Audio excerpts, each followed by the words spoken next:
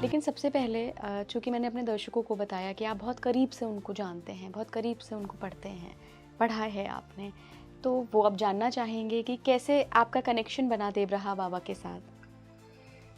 Actually connection तो मेरा मेरे गुरु जी योगी जी के साथ है। मेरे गुरु जी जो हैं वो हिमालयन योगी हैं, अच्छा।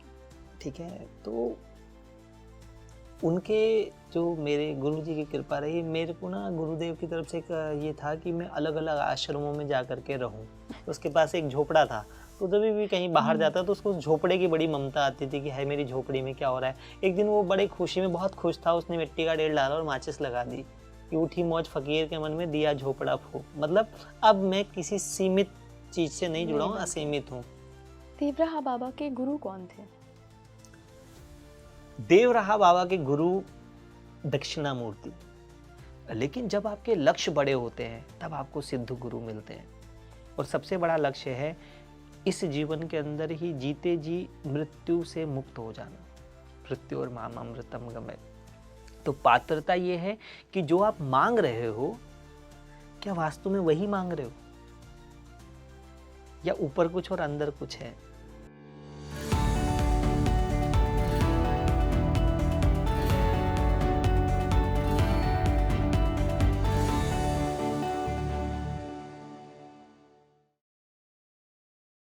नमस्कार भारत, आप देख रहे हैं स्पीकिंग ट्री। मैं हूँ आपके साथ इला गोस्वामी। हमने कई सारे महान गुरुओं की, महान साधुओं की बात की है अपने डिफरेंट डिफरेंट पॉडकास्ट पे। लास्ट पॉडकास्ट आपने गुरु जी का और नीम करौली बाबा का देखा है। आज इस वीडियो में भी हम महान साधु की बात करने वाले हैं। आप सभी उनसे परिचित हैं, आपने इंटरनेट के ज़रिए कई बार उनके बारे में पढ़ा होगा, उनको देखा भी होगा। मैं बात कर रही हूँ देवराहा बाबा की। जी हाँ, वही देवराहा बाबा जिनके बारे में दावे किए जाते हैं कि कोई उनकी उम्र 500 वर्ष बताता है, कोई 900 वर्ष बताता है। तो देखिए, अगर कोई 500 हो, 900 हो, ये तो एक मैथ की बात है, ये सिर्फ एक आंकड़ा है। लेकिन जो उनको जानते हैं, जो उनसे मिल चुके हैं, जो उनसे दीक्षित लोग हैं, उनका कहना है वाकई में देवराहा बाबा ने उम्र को पीछे छोड़ दिया था। बहुत लंबी एक उम्र की उम्र थी, लेकिन इसके पीछे क्या सिद्धियां थी, क्या राज था? क्या एक आम इंसान कुछ साधनाएं करके या उन सिद्धियों को पाकर देवराहा बाबा जैसा बन सकता है, या उनके जैसी इतनी लंबी उम्र प्राप्त कर सकता है? आज के पॉडकास्ट में मैंने जिन योगी के साथ देवराहा बाबा के बारे में जानने की कोशिश की है, उनको ये पूरी जानकारी देवराहा बाबा के डिसाइपल से मिली है, उनके जो शिष्य हैं अभी उनसे मिली है। आखिर में उन्होंने एक मंत्र दिया है कि अगर आप देवराहा बाबा की एनर्जी के साथ जुड़ना चाहते हैं तो एक मंत्र का जाप आप कर सकते हैं। वो बिल्कुल आपको पॉडकास्ट के आखिर में मिलेगा, तो स्किप मत करिएगा, चीटिंग नहीं चलेगी। मैं आज के अपने मेहमान से आप सभी का परिचय कराऊंगी। हमारे साथ आज पहली बार स्पीकिंग ट्री पर जुड़ रहे हैं spiritual guru and author Yogi Vishal Tiwari ji. Yogi ji, बहुत बहुत स्वागत है आपका स्पीकिंग ट्री पर। Thank you.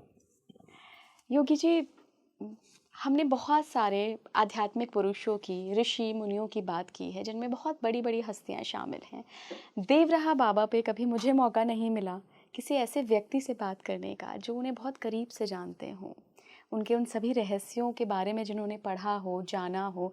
जो कि आपने बहुत करीब से देवराहा बाबा को पढ़ा है, सुना है, तो मैंने सोचा एक पॉडकास्ट देवराहा बाबा पे किया जाए। जब भी हम देवराहा बाबा का नाम सुनते हैं ना योगी जी, तो सबसे पहली दिमाग में क्या क्लिक आती है? Because of the social media, 900 वर्ष की आयु थी उनकी। ये चमत्कार कैसे कर डाला उन्होंने? देखो आ, यहाँ पर ना जो हम जिस दुनिया में जीते हैं यहाँ बहुत सारी चीज़ें हैं और जो आपके लिए चमत्कार है वो किसी के लिए सहज स्वभाव है। अगर अध्यात्म को आप बहुत ध्यान से सुनोगे तो अध्यात्म में 3 डायमेंशन है। पहला है अस्तोमा सद्गमय, असत्य से सत्य की ओर जाना। दूसरा था तमसोमा ज्योतिर्गमय, अंधकार से प्रकाश की ओर जाना। और तीसरा था मृत्योर माम अमृतम गमय, मृत से अमृत हो जाना।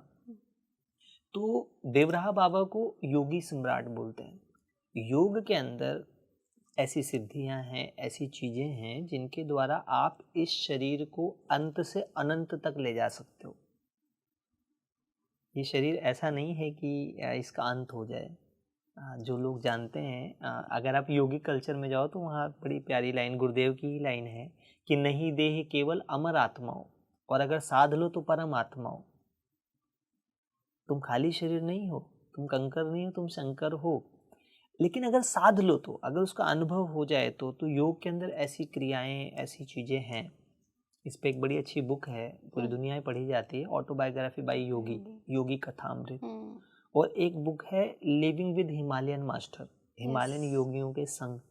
तो देवराहा बाबा अपने आप में ही एक हिमालय, मतलब एक होता है हिमालयन योगियों के संग, और एक व्यक्ति ने न जाने कितने लोगों को योगी बनाया, योग की दीक्षा दी और योग की सिद्धियां दी। योग में 8 प्रकार की सिद्धियां हैं, अड़िमा, गरिमा, लघिमा, महिमा, इसित, वसित, प्राप्ति और प्राकम्य। तो हमने तो खाली शाब्दिक तौर पे सुना है, देवराहा बाबा ने उसको अपने जीवन में अचीव किया, प्राप्त किया। तो साधारण आदमी 2 साल जिए, 100 साल जिए, उसका जीवन सीमित है अपने व्यक्तिगत स्वार्थों के लिए। और देवराहा बाबा जैसे योगियों का जो जीवन होता है वो इसी शरीर के अंदर ईश्वर को प्रकट कर लेने जितना होता है। एक कबीर साहब का बड़ा प्यारा कहीं बोल है, उनकी लाइनें थी कि हम ना मरब मरिहे संसारा, हमका मिला जियावन हारा, प्रभु मरिहे तो हम हूँ मरब। ये उनका बड़ा अच्छा है। जब वो अंत में काशी से मगहर चले गए तो वहाँ कबीर साहब की लाइन थी कि हम ना मरब मरिहे संसारा, सारा संसार मर जाएगा, मैं नहीं मरूंगा। क्यों? क्योंकि हमका मिला जियावन हारा, मुझको वो मिल गया जिसकी मृत्यु नहीं होती है। तो देवराहा बाबा बंध जानते थे, त्रिबंध, मूल बंध कैसे लगता है, ठीक है। गोरख का भी बड़ा प्यारा सूत्र है, मूल बांधी सिर गगन समाना। जैसे आप मूल बंध लगाते हो तो आपकी ऊर्जा जो है ऊपर को, और फिर वो क्या नाम कहते हैं, उड्डयन बंध और जलांधर बंध, त्रिबंध। अगर कोई भी त्रिबंध लगा करके त्रिबंध की सिद्धि कर लेता है तो फिर उसको इच्छा मृत्यु हो जाती है, वो जब चाहे तब इस शरीर को छोड़े। ये शरीर जिसने हमें बना कर दिया है उसने मॉर्टल नहीं, इमॉर्टल बना के दिया है। बिल्कुल योगी जी, हम इन सारी चीज़ों पे और देवराहा बाबा पे आगे डिस्कशन करेंगे, लेकिन सबसे पहले चूँकि मैंने अपने दर्शकों को बताया कि आप बहुत करीब से उनको जानते हैं, बहुत करीब से उनको पढ़ते हैं, पढ़ा है आपने, तो वो अब जानना चाहेंगे कि कैसे आपका कनेक्शन बना देवराहा बाबा के साथ। एक्चुअली कनेक्शन तो मेरा मेरे गुरु जी योगी जी के साथ है। मेरे गुरु जी जो हैं वो हिमालयन योगी हैं, ठीक है। तो उनके जो मेरे गुरु जी की कृपा रही, मेरे को ना गुरुदेव की तरफ से एक ये था कि मैं अलग अलग आश्रमों में जा कर के रहूं। गुरु आज्ञा थी कि अलग अलग आश्रम में मुझे जा कर के रह के आना है। मैं एक बार घर छोड़ के वृंदावन चला गया। मेरी एक बहुत अच्छी लाइफ का एक बड़ा अच्छा सूत्र था, उठी मौज फकीर के मन में, दिया झोपड़ा फूंक। फकीर था तो उसके पास एक झोपड़ा था, तो जब भी कहीं बाहर जाता तो उसको उस झोपड़े की बड़ी ममता आती थी कि है मेरी झोपड़ी में क्या हो रहा है। एक दिन वो बड़े खुशी में, बहुत खुश था, उसने मिट्टी का ढेर डाला और माचिस लगा दी कि उठी मौज फकीर के मन में, दिया झोपड़ा फूंक। मतलब अब मैं किसी सीमित चीज से नहीं जुड़ा हूँ, असीमित हूँ। तो एक बार मैं भी ऐसे ही दिल्ली से वृंदावन चला गया, 6 महीने में वृंदावन रहा, और अलग अलग संतों के यहाँ मुझे बहुत पसंद था। मैंने एक प्रोजेक्ट वनवास बनाया था कि जैसे भगवान राम अलग अलग आश्रमों में गए थे, ऐसे मैं भी पूरे भारत के सभी अलग अलग संतों के आश्रमों में जाऊंगा।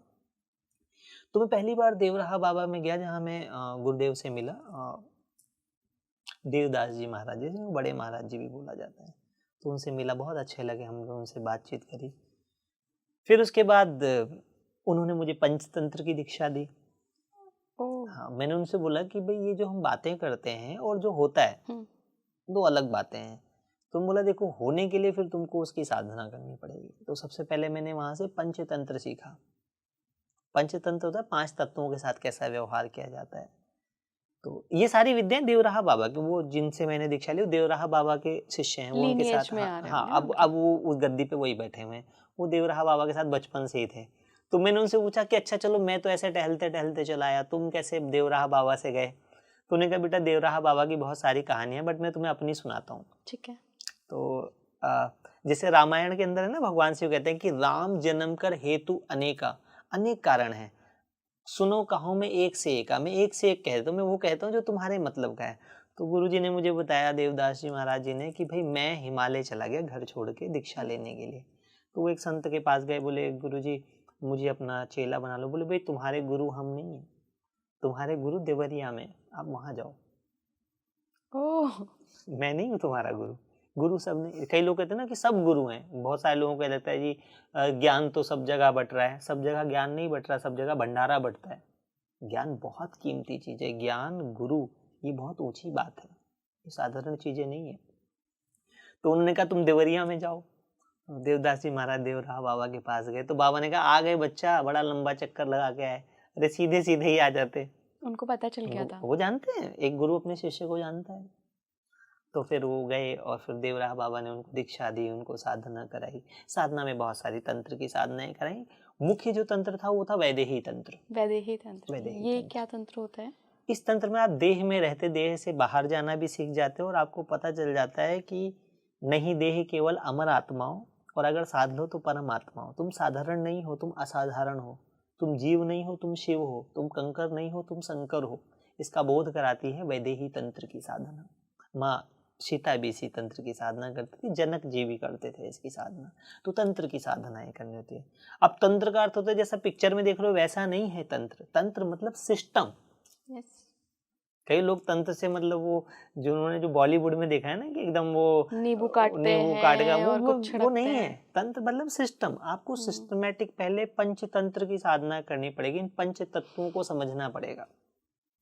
जब तक 5 तत्व आपको नहीं समझ आएंगे तब तक आप आसन पे ही नहीं बैठ सकते। जैसे आज कोई कहता है कि मैं कई बार लोगों से बात करता हूँ कि मैं योगा टीचर हूँ, तो मैं पूछता हूँ आपका आसन सिद्ध है? ये आसन क्या होता है? आसन सिद्ध नहीं पता। अब बताओ, उसका आसन ही सिद्ध नहीं है, वो योगा टीचर कैसे हो सकता है? और कई लोग तो ना योगी जी साधना भी अपनी किसी की भी माला उधार पे लेके कर लेते हैं। हाँ, अब उनको ये भी नहीं पता कि साधना में करना क्या है। माला भी आपकी सिद्ध हाँ, होती है। ठीक है, और उसको कैसे करना है। तो पंचतंत्र के अंदर आपको 5 तत्व सिखाए जाते हैं। ठीक है, कि आपको 5 तत्वों के साथ कैसे, फिर उसका संकल्प क्या है, भाव क्या है, ठीक है, समर्पण क्या है, ध्यान क्या है, वो सब चीज़ें एक विधान होता है। तो सबसे पहले मैंने वहाँ से पंचतंत्र सीखा। पंचतंत्र के बाद जो गुरुदेव ने मुझे एक बात बताई, मैंने उनसे कहा कि देखो मुझे ना ऐसा पसंद नहीं है कि मुझे कोई कहानियाँ सुनाई जाए कि भाई हमारे यहाँ ना एक पास्ट है। शेर का बच्चा शेर होता है, शेर से गीदड़ तो पैदा नहीं होते। और योगियों में ऐसा ही होता है, योगी में शेर का बच्चा शेर ही होता है। गुरु से गुरु ही प्रकट होगा।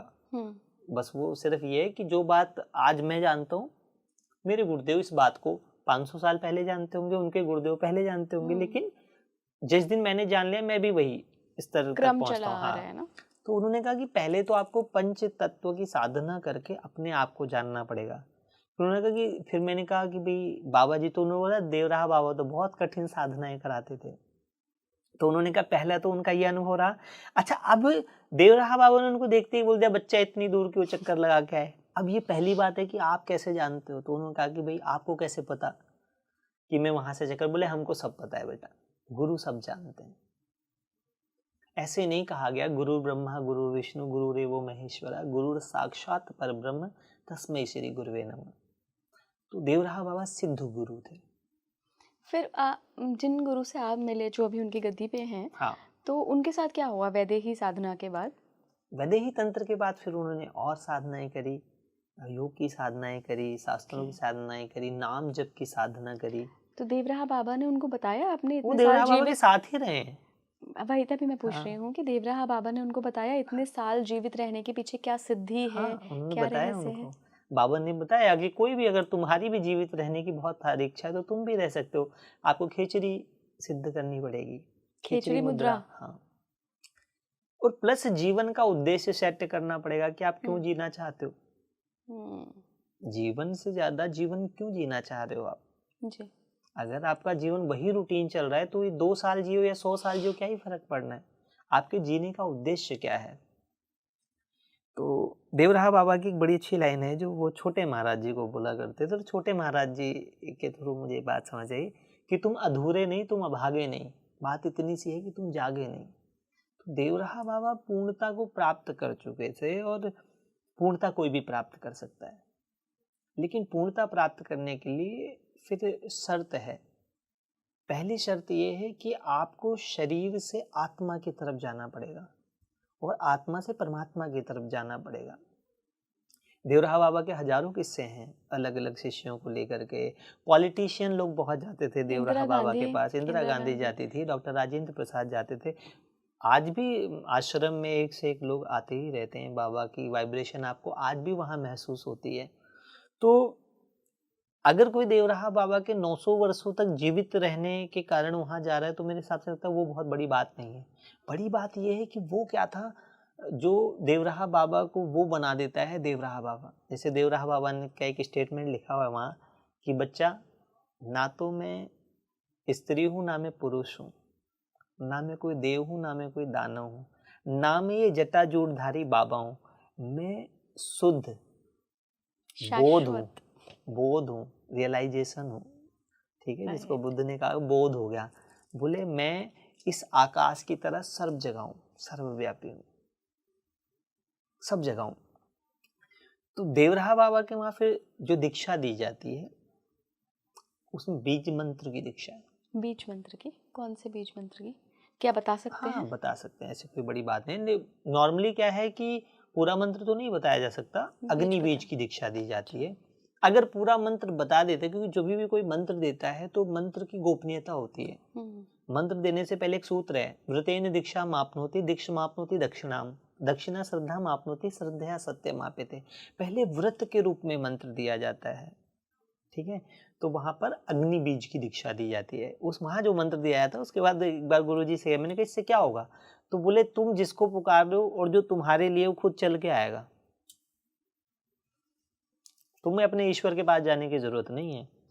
तंत्र की जब दीक्षा देते हैं, अच्छा ये सबके लिए नहीं, तंत्र की दीक्षा मैं बताऊं, नाम दीक्षा सबको दे दी जाती है। एक है आम आदमी को, सबको कुछ चीजें खास के लिए होती हैं। अगर आप खास साधना में जाते हो तो उसमें बताया जाता है कि अब आपको प्रयास का मार्ग नहीं लेना, प्रकाश का मार्ग लेना है।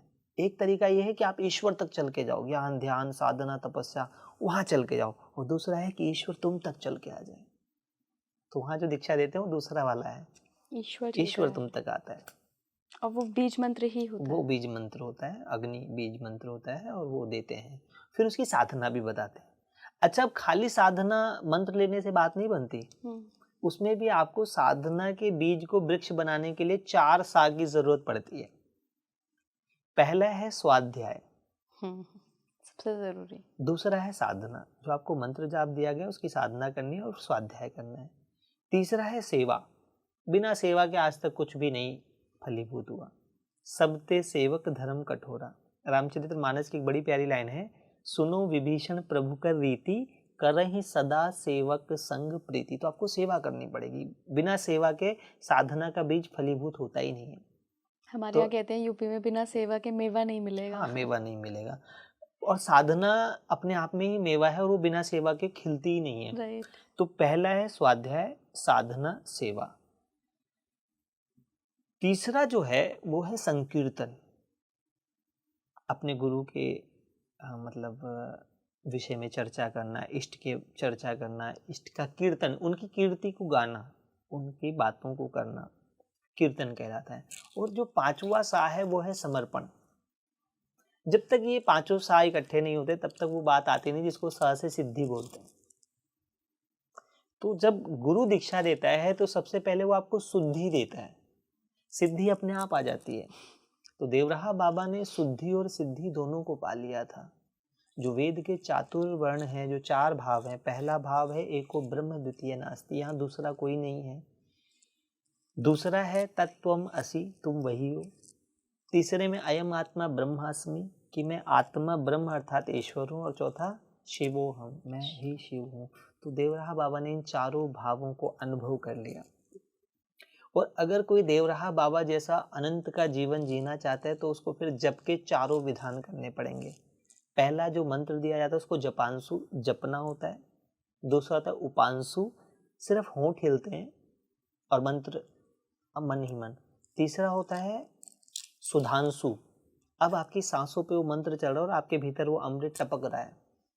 और चौथा होता है दिव्यांशु, जैसे वो मंत्र आपके आगे प्रकट हो जाता है, आपका इष्ट, आपका गुरु आपके भीतर प्रकाशित और जागृत हो जाता है। जिस दिन भी आपके भीतर वो ईश्वर जागृत होता है उसी दिन आप मृत से अमृत हो जाते हो। मृतोर माम अमृतम गमय, तब आपको पता चलता है कि न मन हूँ, न बुद्धि, न चित्त अहंकार, न जिह्वा नयन नासिका कर्ण द्वार, न रुकता न गिरता न चलता न थमता, जगत चेतना हूँ अनादि अनंता। आपको उस अपनी इन्फिनाइट कॉन्शियसनेस का बोध हो जाता है, फिर मृत्यु नाम की कोई चीज़ नहीं रहती। देवराहा बाबा के सामने कौन प्रकट हुआ था जब मंत्र सिद्धि हुई?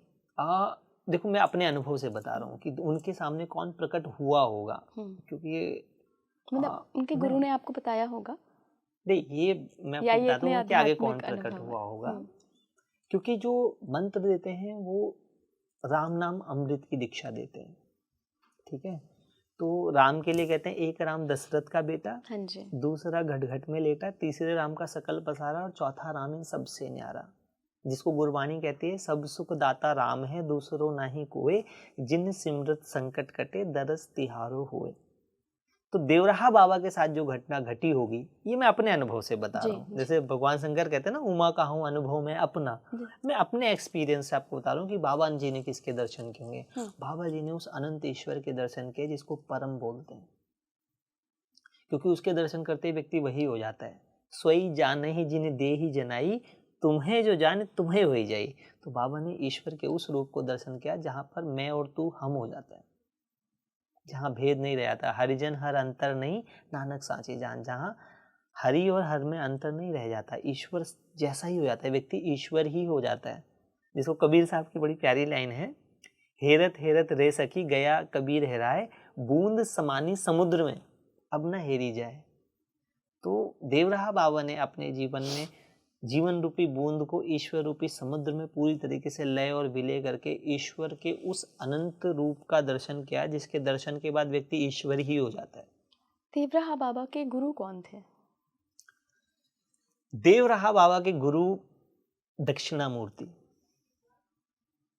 एक्चुअली जो जितनी भी गुरु परंपरा है, खासकर तंत्र में दो गुरु, मूल गुरु दक्षिणामूर्ति भगवान शिव हैं। क्योंकि ये बात पक्की होती है कि हर किसी के कोई गुरु होते हैं, इसमें कोई दो राय नहीं। लेकिन एक ऐसा व्यक्तित्व होता है जिस पे बातचीत नहीं की जा सकती है, लोग नहीं करते हैं। उनके जो गुरु होंगे वो दक्षिणामूर्ति होंगे, क्योंकि जो ये गुरु परंपरा बनी है, तो गुरु परंपरा में आदि योगी से लेकर के दक्षिणामूर्ति परंपरा में ही रामानंदी संप्रदाय से आते हैं वो लोग, तो दक्षिणामूर्ति गुरु। क्योंकि जो राम नाम अमृत की दीक्षा दी जा रही है, तो राम नाम अमृत की दीक्षा दक्षिणामूर्ति से ही आई है। रमते इति रामम, जो आपके भीतर रम रहा है, जो आपके भीतर प्रकाशित हो रहा है, वो राम तत्व जो है, वो जो अमृत तत्व है, वो उनको दक्षिणामूर्ति से दीक्षा मिली। आपने अभी थोड़ी देर पहले बताया कि देवराहा बाबा के यहाँ से अब जो भी दीक्षित होते हैं उनको बीज मंत्र की साधना दी जाती है, आपने उसका नाम भी बताया। तो आपने ये भी बताया कि परमात्मा खुद आते हैं, ये वो वाली परंपरा है जहाँ पर आप परमात्मा तक नहीं जाते, वो परमात्मा खुद आते हैं। तो फिर पॉलिटिशियंस क्यों देवराहा बाबा की तरफ इतने अट्रैक्टेड होते थे? उनको तो कोई परमात्मा को, मैं देखिए बहुत ऑनेस्टली एक बात कर रही हूँ, हम जब भी पॉलिटिशियंस की बात करते हैं, जब भी बहुत बड़े लोगों की बात करते हैं जो ऐसे गुरु, चाहे नीम करौली से जुड़े हों, चाहे देवराहा बाबा से जुड़े हों, तो वो हमेशा अपने गेन के लिए ही जाते हैं, और इस बात में कोई दो राय नहीं है। कांग्रेस भी गई थी, इंदिरा गांधी भी गई थी, उसके बाद उनको पंजे का निशान मिला, बहुत फ़ायदा हुआ, इलेक्शन जीती, ऐसी हिस्ट्री है, ऐसा लोग दावा करते हैं। अगर ये सच है तो वो तो अपने फ़ायदे के लिए गए थे। एक आपको एग्जांपल देता हूँ, जब मैं जाता हूँ आश्रम, तो गुरुजी को भी बहुत मज़ा आता है और मुझे भी बहुत मज़ा आता है। मैं प्रश्न ऐसे करता हूँ, मेरा कोई प्रश्न कभी कोई व्यक्तिगत नहीं होता है। और जैसे अभी मैं लास्ट टाइम एक बार आश्रम गया था, तो इंटरनेशनल मीडिया के लोग थे, और क्योंकि देवराहा बाबा की जो साधना है वो पूरी दुनिया में की जाती है, इवन इंडिया से ज़्यादा आउट ऑफ इंडियन लोग ज़्यादा करते हैं, रशियन लोग, अमेरिकन लोग, लंदन से बहुत सारे लोग होते हैं वहाँ। तो मैंने आश्रम में पूछा, मैंने गुरुजी एक प्रश्न है, तीर्थ गए एक फल, संत मिले फल चार, सदगुरु मिले अनेक फल, कहे कबीर विचार।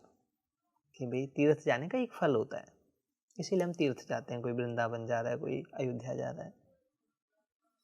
संत मिले फल चार, कोई संत से मिलो तो चार फल मिलते हैं, और सदगुरु मिले अनेक फल, अगर कोई सदगुरु मिल जाए तो अनेकों फल प्राप्त होते हैं, कहे कबीर विचार। कबीर साहब कहते हैं ये मैंने बड़े विचार के साथ, बड़े एनालाइज करके, बड़ा डीप थिंकिंग के थ्रू ये बात जानी है।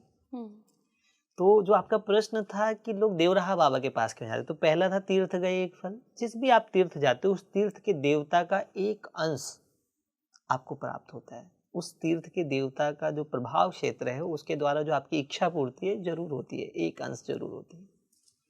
संत मिले फल चार, संतों से मिलने से ना 4 फल मिलते हैं, धर्म अर्थ काम और मोक्ष। इनमें से आप जो भी कहोगे कि ये चाहिए वो उनके दर्शन से हो जाता है, कि उनके ऑरा में इतनी सिद्धि होती है कि आप वहां जाते हो तो आपकी इच्छा पूरी हो जाती है। संसार तो आसानी से ही मिल जाता है। सदगुरु मिले अनेक फल, जब कोई गुरु रूप में संत से मिलता है तो अनेक फल ये है कि आपके अंदर से फल की इच्छा ही खत्म हो जाती है। बहुत सुंदर।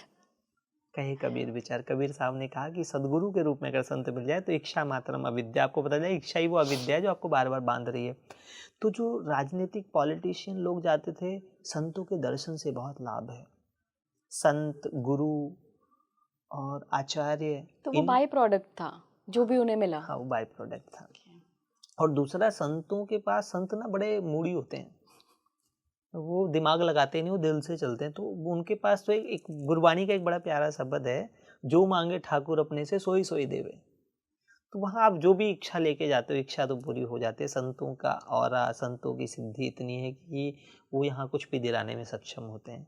एक यूपी में बड़ा फॉग गीत है, जो शरण गुरु की आया है ये लोग सुखी परलोक सुखी, जिसने हरि नाम कमाया है ये लोग सुखी परलोक सुखी। तो जो लोग वहाँ जाते थे, क्योंकि ऊर्जा है, जो प्राण है, जो सिद्धि की जो ऊर्जा है वो आपको दिला सकती है, पद दिला सकती है, पोजीशन दिला सकती है।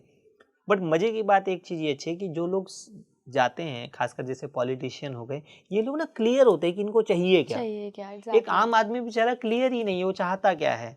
एक गए, इंदिरा गांधी गई और हाथ जोड़ के कि बाबा जी ठीक है, तो बाबा जी ने ऐसे पंजे के भी पंजे का ऐसा आशीर्वाद दिया। वैसे बाबा पैर से आशीर्वाद देते थे, उनकी मचान से वो सिर पे पैर रख के आशीर्वाद देते थे। तो उसको क्लियर है कि बाबा जी मुझे ये बना दो, प्रधानमंत्री बना दो, ठीक है बन जाएगी। तो आप क्लियर तो हो क्या चाहते हो, क्योंकि clarity become reality. Yes yes. पर मुझसे कोई पूछे कि आश्रम में गुरुओं के पास जाके क्या मांगना चाहिए, तो गुरु से मांगना चाहिए वो जिसको हमारे योगिक परंपरा में कहते हैं कि गुरुवर गुरुता दीजिए, हे पावन श्री राम, तीर बने मम साधना सेवा कर्म कमान। गुरु मुझे वो दो कि मेरे भीतर गुरु तत्व जागृत हो, मैं ईश्वर को प्राप्त कर सकूं, मैं शुद्ध और सिद्ध हो जाऊं, मैं पूर्ण हो जाऊं, आत्मबोध हो जाए। ये सब गुरुओं से मांगने की योगी चीज़ जी, है। ये तो बहुत जन्मों की यात्रा है ना। मान लीजिए कि मैं बहुत जन्मों से कोई मटेरियलिस्टिक डिज़ायर ही लेके आ रही हूँ। अब मेरी आत्मा, या आत्मा छोड़िए, मन बुद्धि अहंकार में तो वो डिज़ायर्स है ना। अब मैं कैसे वैराग्य उत्पन्न कर लूँ, मैं कैसे गुरु की चाह कर लूँ? मुझे इस जन्म में तो पूरी करनी है वो डिज़ायर। पहले ओशो कहते थे ना कि प्यास पूरी कर लो, उसके बाद फिर वैराग्य उत्पन्न होगा।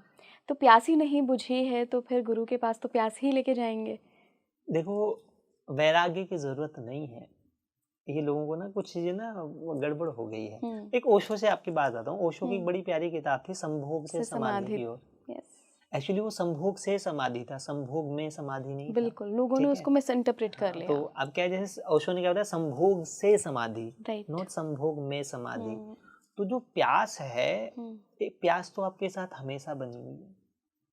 आपकी जिह्वा पर कुछ ऐसी प्यास है, कुछ भी खाओ पूरी नहीं होती। इसका नाम है रसना। सारे रस लेते लेकिन नाम है रसना। ठीक है, इसमें रस है नहीं, नाम क्या है, रसना।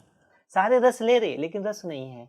ऐसे ही आपके भीतर एक प्यास है, वो प्यास ना किसी चीज से पूरी नहीं होती है, किसी भी चीज से पूरी नहीं होती। जब किसी चीज से पूरी नहीं होती तब फिर परमात्मा की तरफ जाता है कोई। मैं अयोध्या गया था पिछले हफ्ते, तो वहाँ बहुत सारे स्वामी जी लोग अलग अलग भजन कर रहे। तो मुझसे बोले कि तुमको कौन सा भजन पसंद है।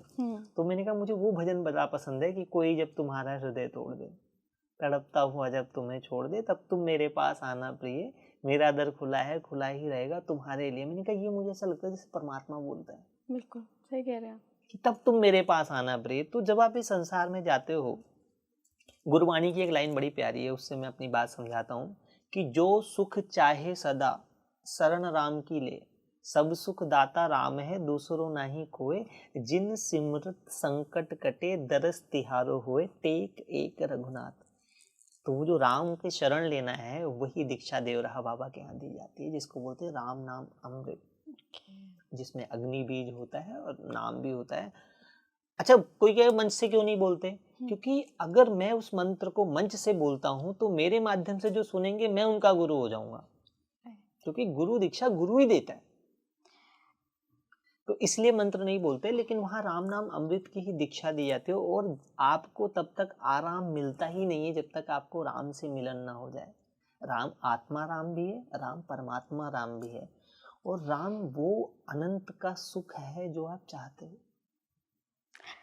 आपने अभी थोड़ी देर पहले बताया कि वो मचान पर बैठते थे देवराहा बाबा और पैर से आशीर्वाद देते थे। इसके पीछे कभी कोई मकसद या हाँ, मकसद होता पर्पस है। समझ आया? एक्चुअली बाबा के मैक्सिमम शिष्य योगी और सिद्ध लोग थे, ठीक है। तो योगियों में चरण का बहुत महत्व है, चरण और आचरण। कई बार चरण से ना आपको आचरण सिद्धि प्राप्त हो जाती है। अगर आप कभी गुरु गीता पढ़ोगे तो गुरु गीता में आता है मंत्र मूलम गुरुर्वाक्यम, ठीक है, मोक्ष मूलम गुरु कृपा, और मंत्र मूलम गुरुर्वाक्यम, पूजा मूलम गुरु पदम।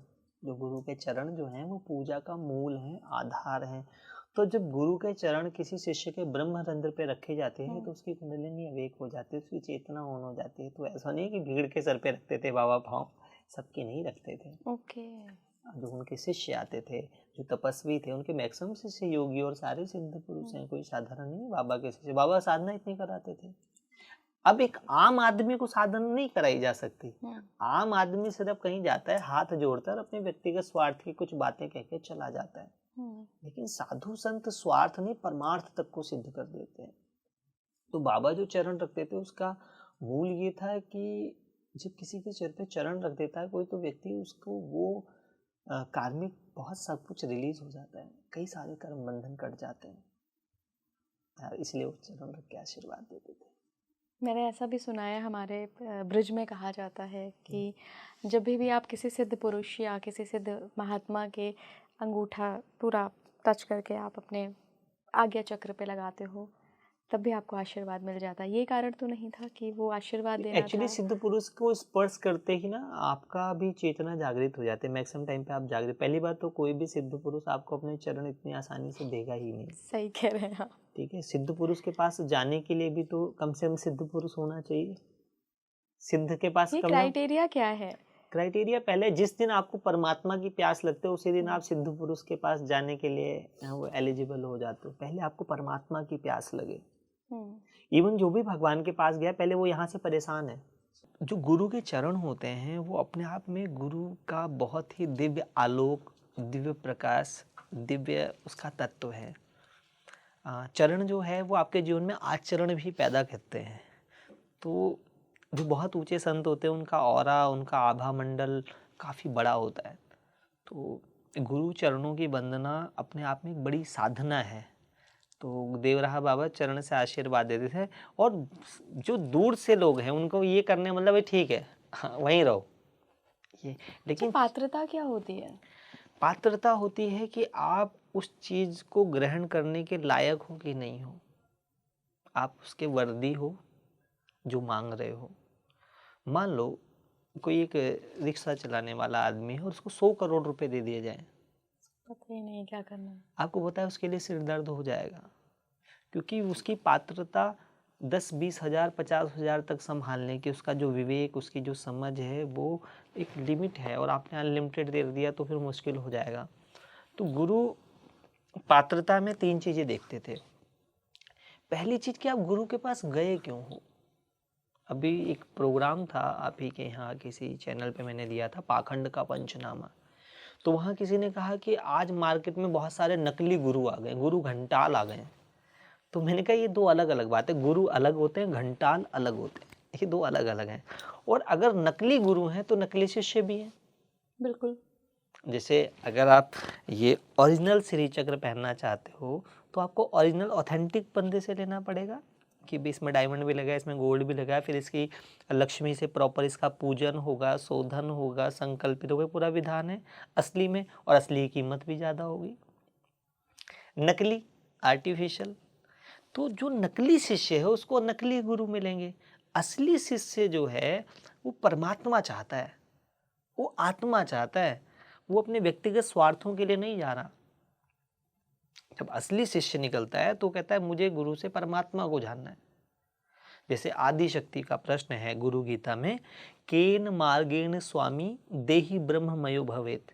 स्वामी ये बताओ, ये मेरा शरीर कैसे ईश्वरमय हो, ये शरीर कैसे मृत्यु और माम अमृतम गमय हो जाए, कि भाई देवराहा बाबा 900 वर्षों तक जीवित रहे तो मैं इस मृत शरीर को अमृत कैसे बनाऊं। जब आप ऐसे संकल्प रखते हो तो फिर आपको वैसे ही गुरु मिलता है। अब एक बंदा जा रहा है कि जी मुझे नींद नहीं आ रही है, तो फिर उसको वैसे ही गुरु मिल जाए कि हरे कृष्ण जपो और रात को नींद आ जाएगी, कोई भी आप बार बार दोहराओगे थोड़ी देर में पढ़ के सो जाओगे। लेकिन जब आपके लक्ष्य बड़े होते हैं तब आपको सिद्ध गुरु मिलते हैं। और सबसे बड़ा लक्ष्य है इस जीवन के अंदर ही जीते जी मृत्यु से मुक्त हो जाना, मृत्यु और माम अमृतम गमय। तो पात्रता ये है कि जो आप मांग रहे हो क्या वास्तु में वही मांग रहे हो, या ऊपर कुछ और अंदर कुछ है। तो अगर आप ऊपर और अंदर अलग अलग हो तो आपकी पात्रता सिद्ध नहीं। फिर गुरु आपकी साधना करा के आपकी पात्रता बनाते हैं, कि आपको साधना कराते हैं, आपसे सेवा कराते हैं, तो धीरे धीरे वो पात्रता फिर विकसित करवा लेते हैं। उनको लगता है कि हाँ अगर थोड़ा सा भी है तो ग्रो करा लेते हैं। तो इसीलिए एक ही गुरु के बहुत सारे शिष्य होते हैं, लेकिन कुछ गुरु से ज्ञान लेके आते हैं, कुछ गुरु से ध्यान लेते हैं, कुछ लोग गुरु से कुछ सिद्धियां प्राप्त कर लेते हैं, और कुछ लोग पूरा का पूरा गुरु को ही प्राप्त करते हैं। उतरे मुझ में आदि योगी, या जैसे गुरबाणी में कहते हैं ना, जोत लाए जगदीश जगाया बूझे बूझन हारा। तो गुरु की उस जोत से अपने भीतर भी जागृति कर लेते हैं। तो पात्रता तो असली उसी के जिसको गुरु से परमात्मा चाहिए, जिससे गुरु से आत्मा चाहिए, वो पात्र है। और जिससे गुरु से भी अगर कोई ये संसार मांगने जा रहा है तो गुरु कहता है इसको थोड़ी साधना कराऊं, क्योंकि वो मांग रहा है जिससे सुखी हो नहीं पाएगा, कोई नहीं सुखी हुआ। संसार अनुभव के लिए ठीक है, लेकिन आपको तृप्ति और संतुष्टि नहीं दे सकता। आप कुछ भी कर लो फिर भी कुछ ना कुछ आपको भीतर कम लगता है। वो जो कम लग रहा है ना, वो जिस दिन आप गुरु के पास जाते हो गुरु उसी को पूरा कराते हैं। पूर्णमदः पूर्णमिदं पूर्णात् पूर्णमुदच्यते, कि तुम्हें पूर्ण होने का अनुभव कराने के लिए गुरु कहता है जिस दिन तुम्हें पूरा होने का मन करे उस दिन मेरे पास आ जाना। इसीलिए मैं हमेशा कहता हूँ कि परमात्मा को भी उन लोगों ने पाया जो पूरे थे। वाल्मीकि जी को कहते पूरे डाकू थे, संत हो गए, परमात्मा मिल गया उनको, गुरु मिल गए। सदना कसाई पूरे कसाई थे, ठीक है। पिंगला वेश्या पूरी वेश्या थी, ठीक है। रावण पूरे अहंकारी थे। अगर आप कुछ भी पूरे हो जाते हो तो परमात्मा मिल जाता है। और परमात्मा हम ढूंढते हैं इसलिए कि हम पूर्ण हो जाएं, कंप्लीट हो जाएं, अपने आप में जीव से शिव हो जाए, कंकड़ से शंकर हो जाए। तो बाबा ने ऐसी विद्या बहुत सारे लोगों को दी, बहुत सारे योगियों को दी। बाबा अपने आप में ही पूर्ण थे। हम बाबा को जब देखते हैं, जो तस्वीरें उनकी इस वक्त मौजूद हैं, कितने सामान्य से जटाधारी, ऊपर कोई वस्त्र नहीं है, अपनी मचान पर बैठे हुए हैं, और लोग उनसे मांगने जाते हैं धन दौलत, जाते थे और अभी भी उनकी एनर्जी तो है ही, अभी भी जाते हैं, यही सब मांगते हैं। एक्चुअली लोगों के ना बहुत सारे, सब यही नहीं मांगते हैं, सब यही नहीं मांगते, ज़्यादातर majority of people, भीड़ और भीड़ की तो यही डिमांड है। जो मैक्सिमम भीड़ है वो बेसिक चीजें ही मांगेगी ना। एक्चुअली हमारी बॉडी में 7 चक्र हैं, 7 अलग अलग चेतनाएं हैं। हर चेतना वाला व्यक्ति अपने स्तर की चीज मांगेगा। जैसे मैंने कहा ना कि गीता, अगर आप गुरु गीता पढ़ते हो तो जब आदि शक्ति प्रश्न करेगी तो क्या कहेगी, केन मार्गेण स्वामी देहि ब्रह्ममयो भवेत्, ये मेरा शरीर कैसे ईश्वरमय होगा, ठीक है। लेकिन अर्जुन के प्रश्न अलग होंगे।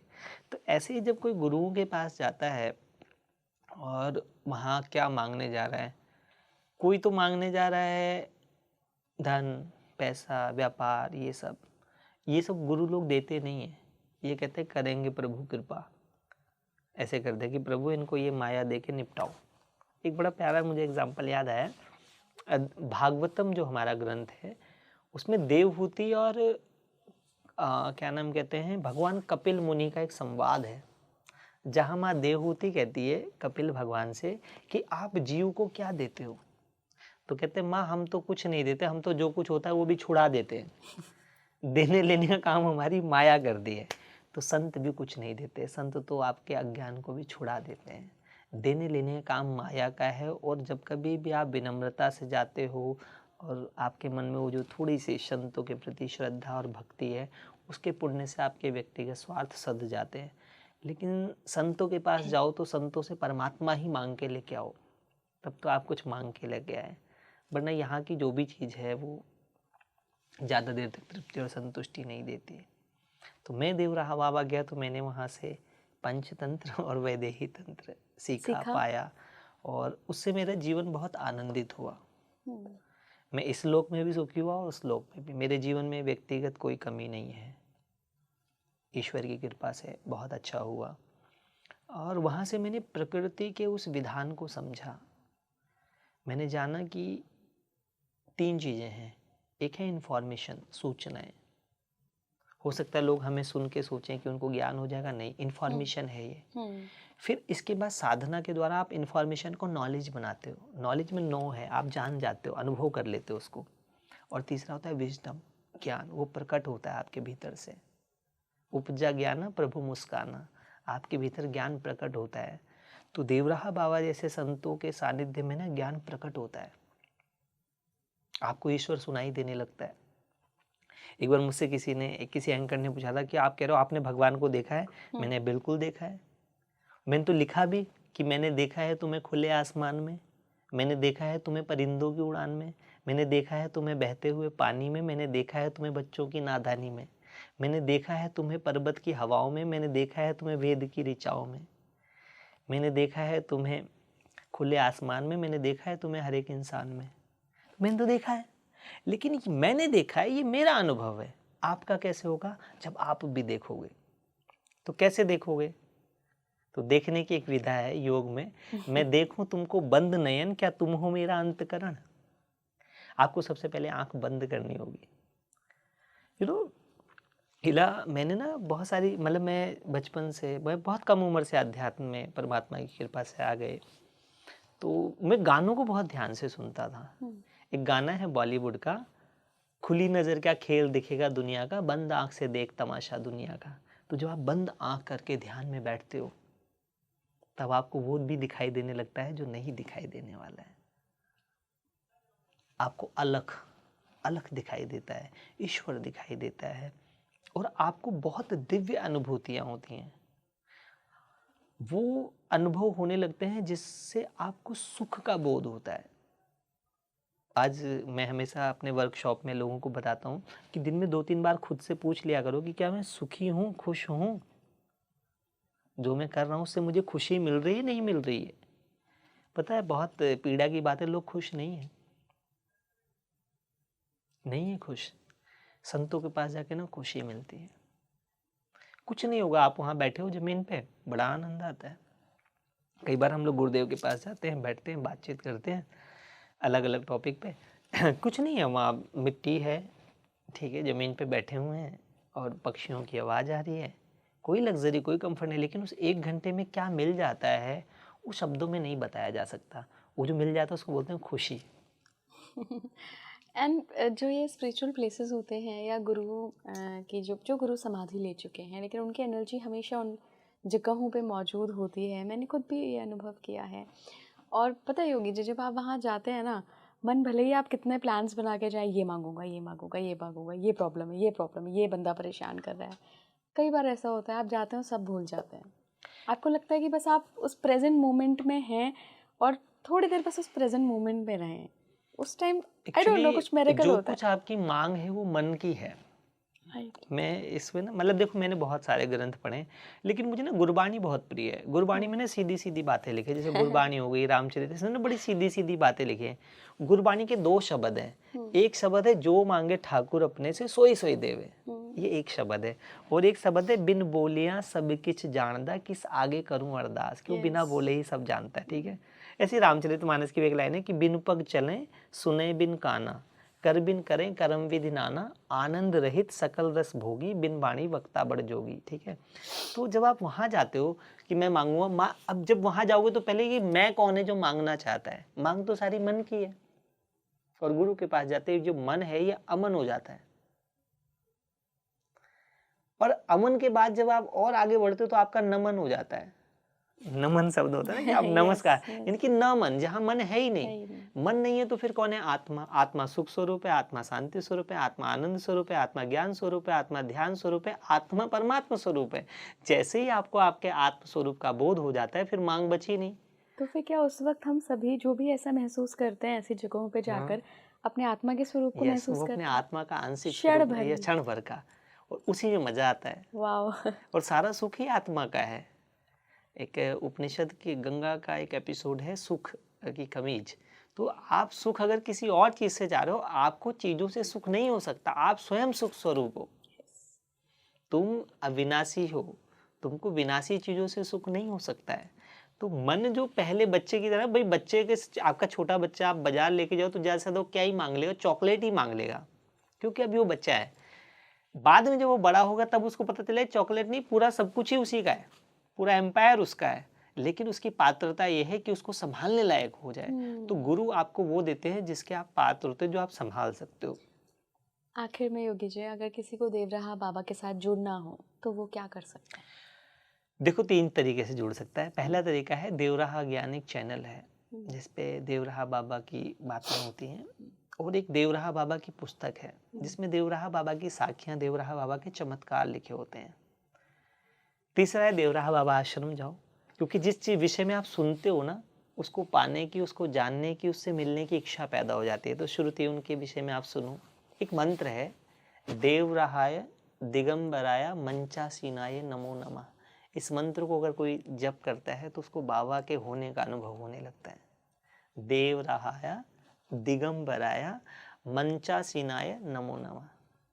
ठीक है, तो जब आप इस मंत्र को जाप करते हो तो आपको बाबा की अनुभूति होती है, और राम नाम का जब भी बाबा की अनुभूति में सहायक होता है। और नेक्स्ट लेवल पर जाना है तो आप वृंदावन जाओ।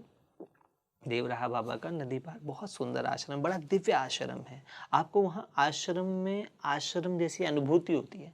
आप वहाँ देख पाओगे वृंदावन, वहाँ देखोगे कैसे हजारों पक्षी हैं, और मतलब मोर घूम रहे हैं, गौ सेवा है, साधक हैं, साधना है, और इंटरटेनमेंट नहीं है वहाँ। वहाँ संतुष्टि और तृप्ति है। जैसे आज मैक्सिमम आश्रमों की पीड़ा ये है कि वहाँ ना इंटरटेनमेंट बहुत ज़्यादा हो गया है, और लोगों को लगता है कि आश्रमों के अंदर जो अपनी मन मर्जी से चीज़ें करने का विधान है, वो नहीं है। वहाँ गुरु मत है आज भी, और क्योंकि वहाँ लिविंग गुरु हैं। देवराहा बाबा से जो कुछ देवराहा बाबा के अंदर था, वो बाबा अब बड़े महाराज जी को दे के गए।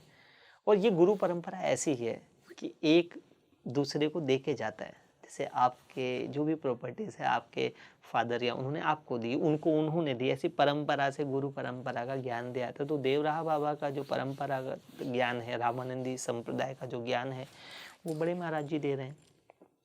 उसमें जो लोग नाम दीक्षा लेते हैं उनको नाम दीक्षा लेते हैं, जो लोग और आगे जाना चाहते हैं, जो योगी सिद्धियां करना चाहते हैं, तो वहाँ गुरुजी अपनी नज़र में अपने सामने कराते हैं, पंच प्राण क्रिया कराते हैं। आप दोबारा अपने शरीर के सारे रोग शोक मिटा सकते हो, और दोबारा अपनी बॉडी को दोबारा नया करने की साधना कराते हैं।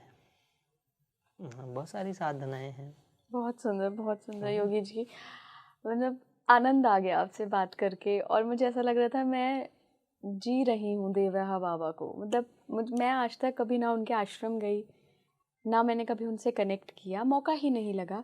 लेकिन आपकी इतनी सारी बातें सुन के मुझे ऐसा लग रहा था मैं उनको सदियों से जानती हूँ, और मैं दोबारा से ये रिपीट मोड पे सुन रही हूँ। बहुत सुंदर था आज का अनुभव और ये पूरा पॉडकास्ट। धन्यवाद आपका जुड़ने के लिए। Thank you. आखिर में देखिए, मतलब आपको मेरे भाव से समझ आ रहा होगा, आज मैं ज़्यादा नहीं बोलूँगी क्योंकि अभी मैं इस भाव में रहना चाहती हूँ, देवराहा बाबा की एनर्जी में। उनकी जितनी सारी बातें हमने करी, एक चीज़ बस मैं एक एडवाइस आपको दूंगी कि जो सारी अपने बातें करी हैं उसको बस एक पॉडकास्ट के रूप में, एंटरटेनमेंट के रूप में सुनकर चले मत जाइएगा। आपने सीखा क्या है वो गौर करिएगा। क्या आप अपने लाइफ में साधनाओं को लेकर आएंगे? क्या आपकी लाइफ में आप आध्यात्मिकता को लाएंगे, स्वाध्याय को लाएंगे? और जो योगी जी ने बताया कि देवराहा बाबा से जुड़ना है तो कैसे जुड़ना है, क्या मंत्र का जाप करेंगे, ये बताते हुए जाइएगा। वृंदावन होके आइए, देख कर आइए आश्रम, बहुत सुंदर होगा। मैं भी जाऊंगी डेफिनेटली। जुड़े रहिए स्पीकिंग ट्री के साथ। नमस्कार।